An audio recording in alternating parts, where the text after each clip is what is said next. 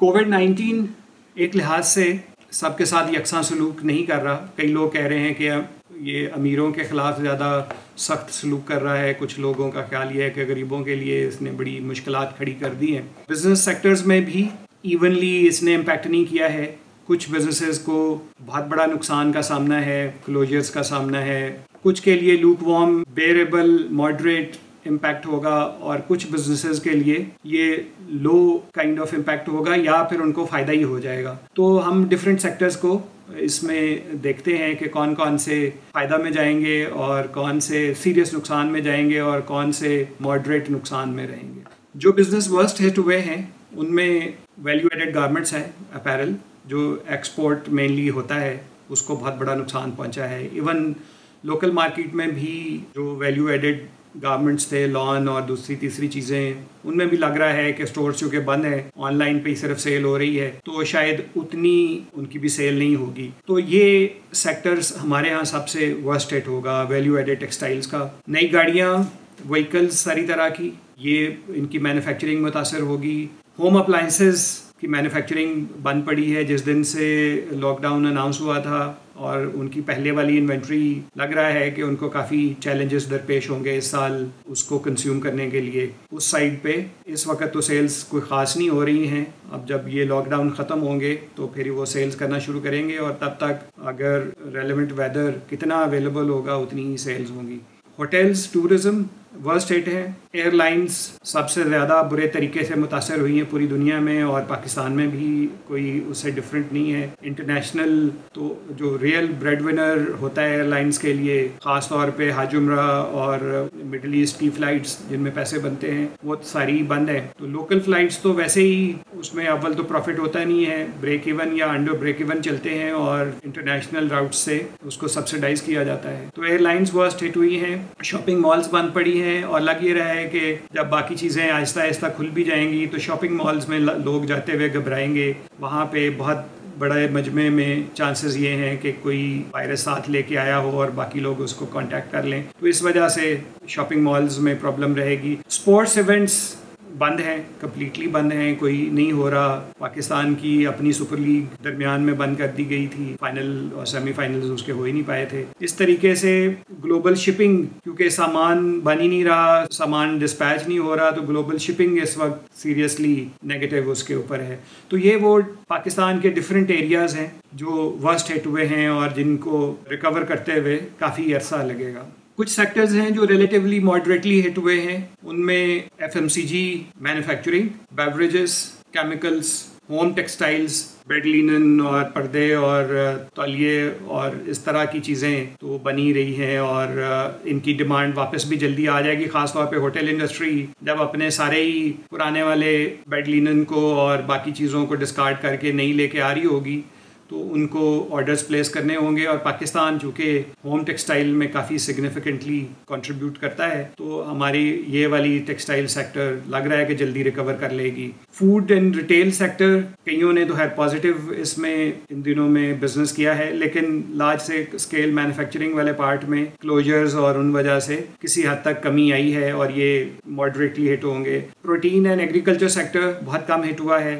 Relatively ये demand कुछ चीज़ों में बढ़ी है, कुछ में कम हुई है, तो ये मॉडरेटली हिट होंगे। सर्विस सेक्टर टेम्परेरीली तो काफ़ी हिट होगा, लेकिन लग ये रहा है कि ये जल्दी रिकवर हो जाएगा, ऑल्दो टाइप ऑफ सर्विसेज शायद बदल जाएं। टेक्नोलॉजी हार्डवेयर बिकना बहुत कम हो गया है। मोबाइल फ़ोन्स नए मॉडल जो इस साल लॉन्च होने थे वो अभी तक लॉन्च नहीं हुए, नए कंप्यूटर्स जो लॉन्च होने थे वो भी नहीं हुए। इसके अलावा और डिफरेंट तरह के हैंडसेट और टेलीकम्युनिकेशन इक्विपमेंट है जो घरों पे एंड यूज़र वाली साइड पे लगता है, उसकी सेल्स सब्सटेंशियली कम हो गई हैं। रियल एस्टेट डेवलपर्स का काम अब तक तो ठप ही था, लेकिन अब लग ये रहा है कि नए पैकेज के साथ शायद ये बेहतर हो जाएगा, तो रियल एस्टेट को मॉडरेट वाले में हम काउंट कर सकते हैं।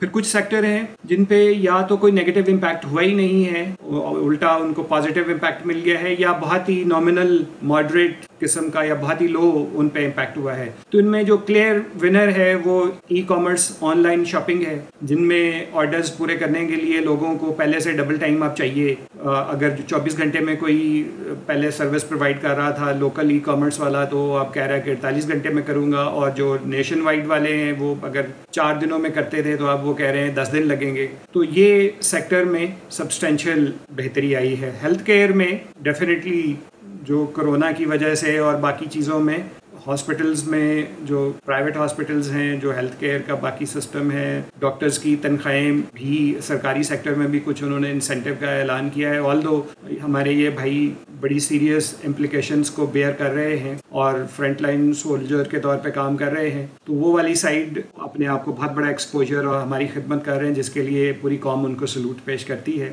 लेकिन उनकी जॉब्स के हवाले से वो पहले से मुश्किल हो गई हैं, लेकिन फाइनेंशियली शायद ज़्यादा रिवॉर्डिंग हो गई हैं इन दिनों में। Food and agriculture retail side मोर और लेस मुनासिब ही चल रही है। फार्मास्यूटिकल्स में बहुत सारे फार्मा वाली साइड्स हैं जहाँ पे सेल्स मल्टीप्लाई हो गई हैं, कुछ में कुछ कमी आई है, तो ओवरऑल उन पे मॉडरेट इम्पैक्ट हुआ है या पॉजिटिव इम्पैक्ट ही हुआ है। रियल एस्टेट रेंटल पे फ़र्क तो पड़ा है, लेकिन बहुत ही नॉमिनल सा फ़र्क पड़ा है। ज़्यादा से ज़्यादा लैंडलॉर्ड्स ये कह रहे हैं कि हम आपका इस साल जो बढ़ाना था 8% 10% वो नहीं बढ़ाएंगे, बाकी किराया आप देते रहें। लोगों के पास भी कोई ऑप्शन नहीं है, उनके साथ मामला इसी तरीके से चलाने पे तैयार हैं। बड़े ही कम लैंड ओनर्स हैं जिन्होंने कहा है कि जी ये दुकानों के किराए हम माफ़ कर देते हैं या हम आधे कर देते हैं। रियल एस्टेट में जो रेंटल्स वाली साइड थी वो सीरियसली इम्पैक्ट नहीं हुई है।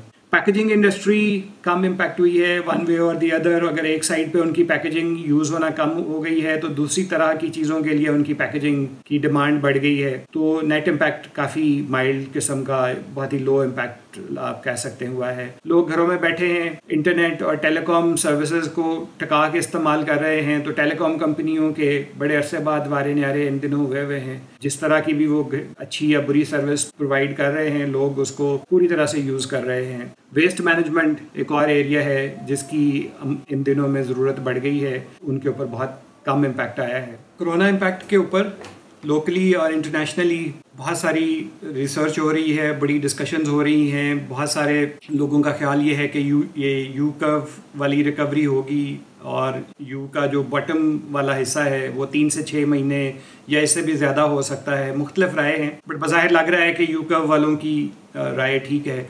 कुछ का ख्याल है कि ये डबल डिप रिसेशन होगी, बहुत सीरियसली हर्ट करेगी बिजनेसेस को, तो ये भी एक ख्याल है। कुछ लोगों का ख्याल ये है कि कारोबार किस तरह से होता है, लोग किस तरह से पैसे स्पेंड करते हैं, किस तरह से पैसे अर्न करते हैं। जब ये मामलात सारे ख़त्म होंगे कोविड-19 के, तो वो यकसर बदल जाएंगे और लोगों की आदत बदल जाएंगी और लोगों का लाइफ के बारे में पर्सपेक्टिव बदल जाएगा और उनकी स्पेंडिंग हैबिट्स, उनकी स्पेंडिंग पावर, हर चीज़ बदल जाएगी और उसको आज बैठ के ठीक तरीके से एनालाइज करके समझ लेना शायद नामुमकिन है। तो ये डिबेट हम आगे भी जारी रखेंगे इंशाल्लाह।